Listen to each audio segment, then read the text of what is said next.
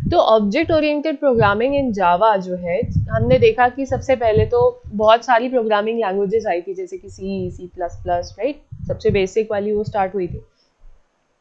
तो जावा में ऐसे क्या फीचर्स थे कि जावा जो है वो बहुत ज़्यादा फेमस हो गई, एंड C++ जो है वो इतनी कम, थोड़ी कम यूज़ होती है आजकल। ऐसा क्या हुआ, तो जावा जो है उसने बहुत सारा काम जो है प्रोग्रामर्स का इजी कर दिया, ठीक है।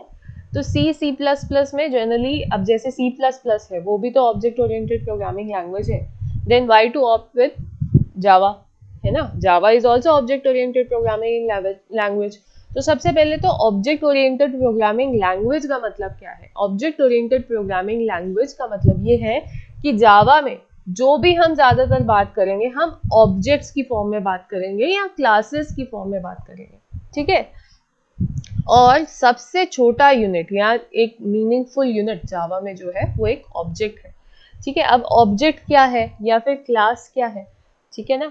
तो कोई भी रियल टाइम एंटिटी है, जैसे कि एक स्टूडेंट है, अगर मेरे को स्टूडेंट की इंफॉर्मेशन स्टोर करनी है तो मैं क्या करूंगी, सबसे पहले एक यूजर डिफाइंड डेटा टाइप बनाऊंगी, ठीक है। यूजर डिफाइंड डेटा टाइप, ये हम लोग समझेंगे कि यूजर डिफाइंड डेटा टाइप क्या होता है, प्री डिफाइंड डेटा टाइप्स क्या होते हैं। यूजर डिफाइंड मतलब क्या, कि यूजर ने जो डिफाइन किया, जो मैंने डिफाइन किया, है ना। और प्री डिफाइंड मतलब जो लैंग्वेज में ऑलरेडी डेटा टाइप्स डिफाइंड है, जैसे कि अगर आपने C++ ये सब पढ़ा होगा तो इंट, फ्लोट, ये सब क्या होते हैं, प्री डिफाइंड डेटा टाइप्स हैं, आपने नहीं डिफाइन किया ना, ये तो पहले से चले आ रहे हैं, ठीक है ना। लेकिन यूजर डिफाइंड मतलब जो मैं डिफाइन करूँ, जैसे कि मेरे को स्टूडेंट का डेटा स्टोर करना था तो मैंने क्या किया, एक स्टूडेंट डेटा टाइप बना दिया। अब ये पहले से लैंग्वेज में नहीं था, है ना। तो क्लास क्या है, क्लास एक यूजर डिफाइंड डेटा टाइप है। तो अगर मेरे को कोई भी तरह का डेटा स्टोर करना है, जैसे स्टूडेंट का डेटा स्टोर करना है, और स्टूडेंट के डेटा में मेरे को स्टोर करना है स्टूडेंट का रोल नंबर, स्टूडेंट की एज, स्टूडेंट कौन से कोर्सेज में उसने एनरोल किया, तीन चीजें अलग से स्टोर करनी है, ठीक है। तो उस केस में, या कोर्सेज को भी छोड़ो, बहुत सिंपल रखते हैं, स्टूडेंट का नेम, उसकी एज और उसके टोटल मार्क्स कितने आए, ठीक है। अब ये चीजें स्टोर करने के लिए मेरे को क्या करना पड़ेगा, या तो मैं एक एक स्टूडेंट के लिए, मेरे को चाहिए ना किस तरह से मैं एक स्टूडेंट के लिए बोलूं कि अच्छा ये इस स्टूडेंट के मार्क्स हैं, ये स्टूडेंट का नाम है, ये स्टूडेंट की एज है। तो उसी के लिए हम लोगों ने क्या किया, हम लोगों ने एक यूजर डिफाइंड क्लास बना दी स्टूडेंट। तो मैंने बोला स्टूडेंट एक डेटा टाइप है, डेटा टाइप मतलब टाइप ऑफ डेटा, ठीक है। स्टूडेंट जो है वो एक टाइप ऑफ डेटा है जिसमें कि नाम की इंफॉर्मेशन होगी, स्टूडेंट के नाम की इंफॉर्मेशन होगी, ठीक है, स्टूडेंट की एज की इंफॉर्मेशन होगी और स्टूडेंट के मार्क्स की इंफॉर्मेशन होगी, ठीक है। तो इस केस में बेसिकली हमने क्या किया, इस केस में हमने एक क्लास स्टूडेंट बनाई और इसमें हमने बोला कि यहाँ पे स्टूडेंट का नाम होगा, ठीक है, उसकी एज होगी और इसके मार्क्स होंगे, ठीक है। ये तीन चीजें हमने बोला कि इस डेटा टाइप में होंगी। अब इसे हम लोग ऐसे ही नहीं लिखेंगे, हम लोग बोलेंगे अच्छा ठीक है, क्लास है एक जो कि है स्टूडेंट, और इसमें नेम है, तो नेम क्या हुआ, आपका एक वेरिएबल हुआ, ठीक है। और नेम किस तरह का वेरिएबल है, वो स्ट्रिंग तरह का वेरिएबल है, स्ट्रिंग और ये सब डेटा टाइप्स भी हम समझेंगे। लेकिन ये क्या है, ये एक प्री डिफाइंड डेटा टाइप है। सी सबने पढ़ी है ना, ये नहीं पढ़ी, पहले ये बता दो मेरे को। नहीं। अच्छा नहीं पढ़ी, तो ठीक है। हम लोग यहाँ पे क्या बता रहे हैं, अब हम इन सारी तीन चीजों के टाइप बताएंगे जो ऑलरेडी लैंग्वेज में डिफाइंड है। तो हमारी लैंग्वेज में already string, character, int, float और भी बहुत तरह के डेटा टाइप्स डिफाइंड रहते हैं, ठीक है। तो हमने क्या किया, हमने ये तीन चीजें जो है, अब एज किस तरह का होगा, इंटीजर टाइप का होगा, ठीक है, या फिर आप फ्लोट टाइप का रख सकते हो अगर आप मंथ्स वगैरह भी अकाउंट कर रहे हो, ठीक है। और मार्क्स भी आपके फ्लोट टाइप के हैं, किसी के 12.5 आ सकते हैं 15 में से, तो फ्रैक्शनल भी हो सकते हैं। तो जो भी चीज फ्रैक्शनल होती है वो हम फ्लोट या फिर डबल तरह का आता है एक और वेरिएबल। तो अभी बहुत सिंपल जाते हैं, बहुत तरह के डेटा टाइप्स होते हैं, लेकिन उनमें से मैंने क्या किया, मैंने सिर्फ ये 3 इंफॉर्मेशन स्टोर करनी थी। तो मैंने इन तीनों को किस तरह से मैं स्टोर कर सकती हूँ, कौन से टाइप का ये डेटा है। अगर मेरे को ये बताना हो कि नाम जो है जो मैं स्टोर कर रही हूँ स्टूडेंट का, वो किस तरह का डेटा है, तो उसे डिफाइन करता है ये डेटा टाइप। ठीक है, डेटा टाइप समझ में आ गया सबको क्या है? डेटा टाइप मतलब वो बता रहा है कि आप जो डेटा स्टोर करना चाह रहे हो किसी वेरिएबल में, वो किस तरह का डेटा है। ठीक है, अच्छा और भी बेसिक चलते हैं थोड़ा।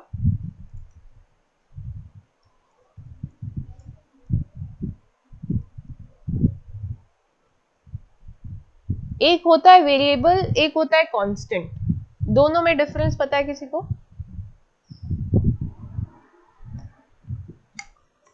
वेरिएबल और कांस्टेंट में क्या डिफरेंस है?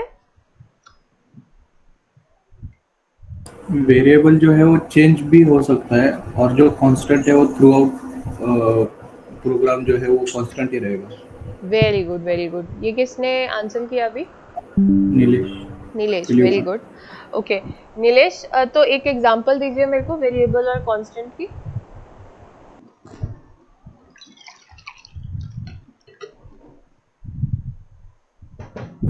जैसे हम्म डिफाइन करते हो, जैसे अपन इंटीजर एक्स अगर हमने डिफाइन किया है, तो हम्म वो अगले इसके अंदर वो चेंज हो भी सकता है, बट हम जब कॉन्स्ट डिफाइन करते हैं हम्म तब वो उसको चेंज नहीं कर सकते। अच्छा, आप कह रहे हो अगर कॉन्स्ट में डिफाइन करूं, कॉन्स्ट क्या लिखूं यहाँ पे, इंट वाई, हाँ, तो इसे हम चेंज नहीं कर सकते। ठीक है, अच्छा लिटरल क्या होता है? लिटरल पता है किसी को? ऑफ वेरिएबल में हाँ, value of variable. Value of variable. ठीक है, ओके। तो बहुत बेसिक से चल रहे हैं हम लोग। ठीक है, वेरिएबल क्या होता है, जैसे कि अभी नीलेश ने बताया, जिसकी वैल्यू चेंज हो सकती हो। कांस्टेंट क्या है, जिसकी वैल्यू सेम ही रहेगी। फॉर एग्जांपल हम यही एग्जांपल में देखते हैं, अपना ये जो नेम है, this is what, this is a variable, है ना। नेम क्या है, एक वेरिएबल है जिसमें कि मैं कुछ वैल्यू स्टोर कर सकती हूँ, है ना। ये क्यों हमने डिफाइन किया, ताकि मैं किसी स्टूडेंट की वैल्यू यहाँ पर स्टोर कर सकूं। जैसे कि Ritu, Anusmita, Regina, these are what, these are some names, है ना।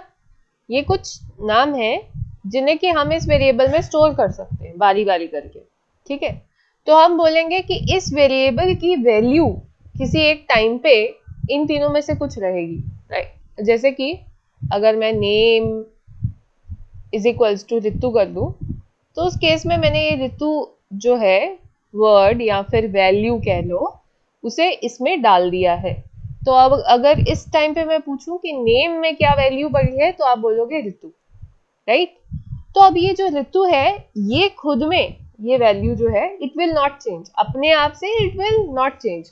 मैं ये नहीं बोल सकती कि ऋतु इज इक्वल्स टू कपूर, मैं ये नहीं बोल सकती कि ये कपूर जो है इसे इसमें स्टोर कर दो, इट इज नॉट पॉसिबल। ठीक है, ये क्या है, एक वैल्यू है जो कि चेंज नहीं हो सकती टाइम के साथ। लेकिन ये जो नेम है, इसमें मैं इसे अपडेट भी कर सकती हूँ, मतलब इसमें कुछ और मैं वैल्यू यहाँ पे डाल सकती हूँ, जैसे कि मैंने यहाँ पे अनुस्मिता डाल दिया। ओके, तो वेरिएबल यानी कि जिसे कि चेंज किया जा सकता है कुछ वैल्यू डाल के उसमें।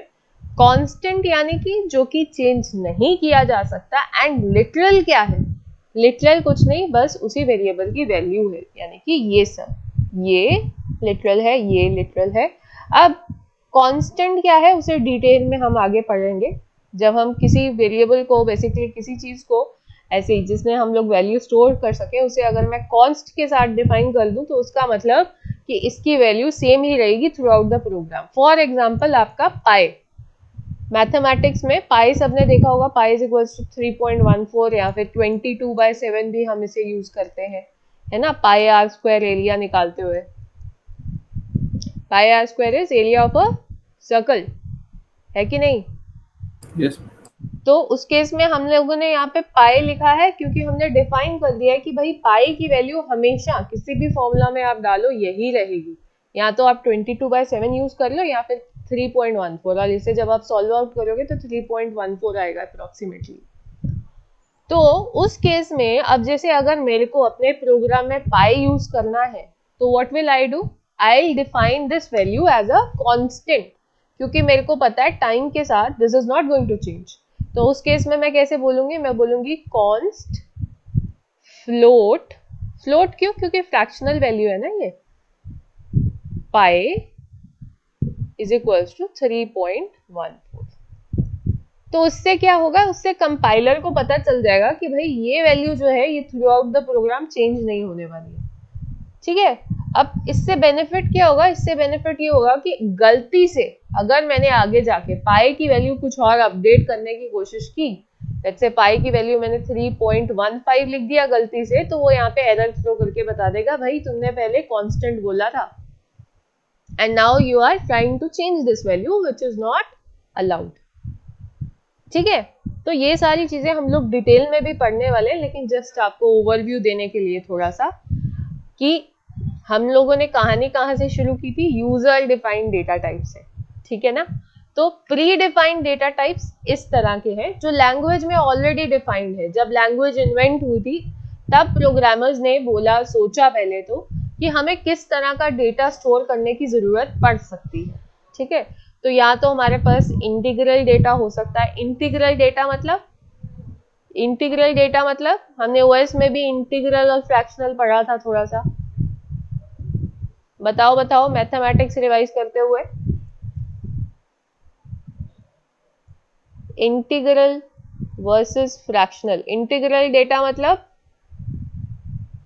अब तो आंसर मैंने आधा दे ही दिया क्वेश्चन में ही। इंटीजर टाइप में।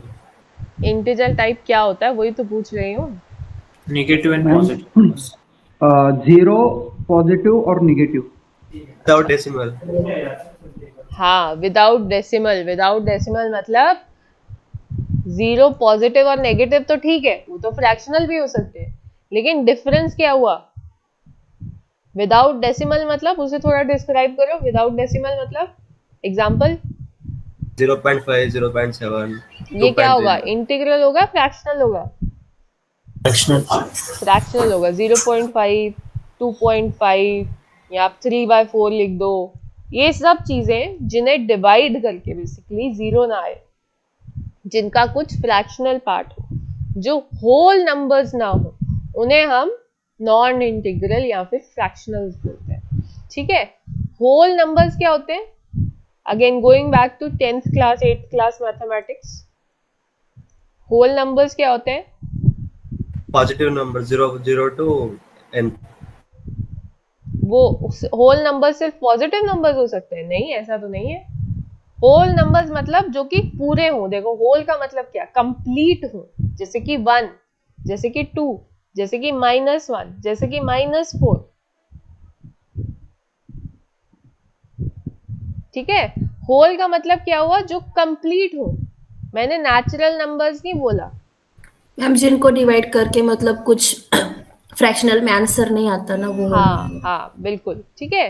तो इंटीग्रल नंबर्स मतलब which have no fraction, no fraction part, no fractional part भी बोल सकते हो आप, यानी कि कंप्लीट है, ठीक है, यानी कि कंप्लीट है खुद में। फॉर एग्जाम्पल 1 2 3 4 5, मतलब इसके बीच का कोई नंबर नहीं आएगा आपके पास कभी भी। इनके बीच का कोई नंबर नहीं आएगा, इनके बीच का नहीं आएगा, इनके बीच का नहीं आएगा। तो बेसिकली स्टेप्स है, ठीक है, प्री डिफाइंड स्टेप्स है। इस तरह से ये जाते हैं यहाँ पे माइनस इन्फिनिटी की तरफ, और ये जाता है आगे प्लस इन्फिनिटी की तरफ। ये है इंटीजर्स, ठीक है। फ्रैक्शंस फ्रैक्शंस जितने भी ले लो भाई इसके बीच में, मतलब तो फ्रैक्शंस भी पॉजिटिव भी हो सकते हैं, नेगेटिव भी हो सकते हैं, जीरो भी हो सकता है, प्लस इनके साथ डेसिमल पार्ट्स भी आ जाते हैं ये सब। यानी कि अगर मैं बोल रही हूँ माइनस इन्फिनिटी से लेके प्लस इन्फिनिटी, ठीक है, और यहाँ पे बीच में अगर 0 है, देन 1 है, देन 2 है, तो इसके बीच के सारे फ्रैक्शंस भी आएंगे। 0.1, 0.5, 0.9, इनके बीच में भी आ सकता है 0.15 एंड सो ऑन। ठीक है, तो बहुत सारे फ्रैक्शनल नंबर्स इसमें आ सकते हैं। ठीक, तो सबसे पहले तो प्रोग्रामर्स ने ये सोचा कि भाई हमारे पास डेटा किस किस तरह का होगा, हमें अगर स्टोर करना है, हमें आगे प्रोग्राम्स बनाने हैं, हमें कुछ कोड बनाना है, तो सबसे पहले हमें बताना पड़ेगा कि हमारा डेटा किस तरह का है जो हम वेरिएबल्स में स्टोर कर रहे हैं। तो उसके बेसिस पे उन्होंने कुछ प्री डिफाइंड डेटा टाइप्स बना दिए। ठीक है, और उसके बाद उन्होंने सोचा अच्छा इसके अलावा अगर मेरे को किसी तरह का डेटा स्टोर करना हो तो उसे क्या बोलेंगे, तो उसके लिए उन्होंने इन्वेंट की classes which are user defined data types.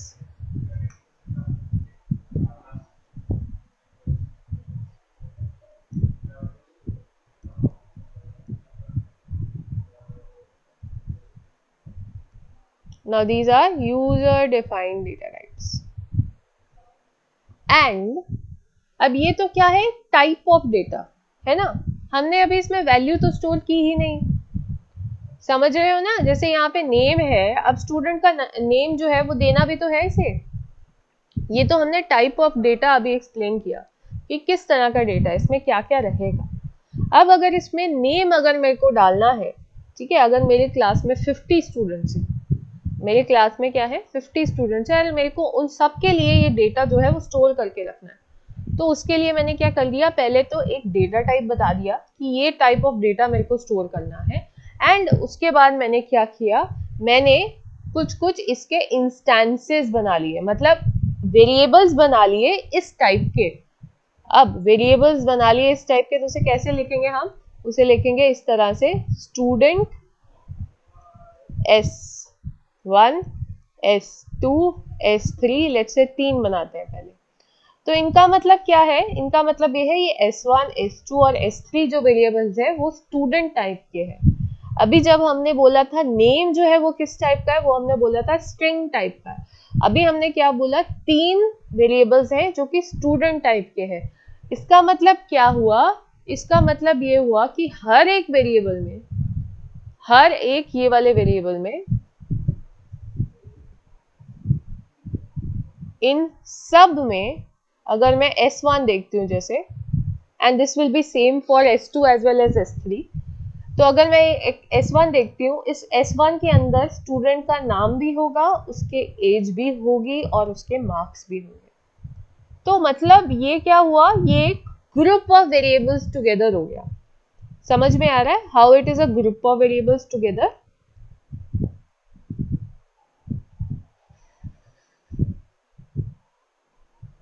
तो हमने काफी सारे तीन तरह के डेटा को क्लब कर दिया ना एक साथ एक वेरिएबल में। ये समझ में आया। और ये कैसे, क्योंकि हमने यहाँ पे बताया ना कि स्टूडेंट क्लास के अंदर ये 3 चीजें हैं, ठीक है। तो इसीलिए अब अगर ये S1 वेरिएबल स्टूडेंट टाइप का है तो इसमें ये तीनों चीजें होंगी, ठीक है। ये बात समझ में आ रही है सबको।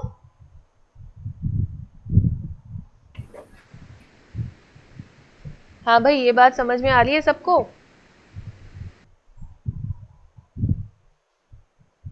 बताओ भाई। Yes ma'am. तो इसका मतलब स्टूडेंट क्या है हमारा, यूजर डिफाइंड डेटा टाइप, और स्टूडेंट टाइप के जब हम वेरिएबल्स बनाएं तो वो क्या बन जाते हैं हमारे, ये तीनों क्या है हमारे ऑब्जेक्ट्स। ये तीनों क्या है हमारे ऑब्जेक्ट्स, ठीक है। और ये क्या है अपना, this is class which is what, which is a user defined data type. हाँ भाई, क्वेश्चन है कोई तो पूछो।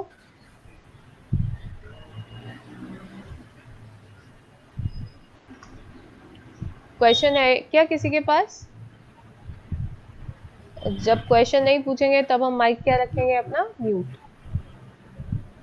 किसी का माइक ऑन है?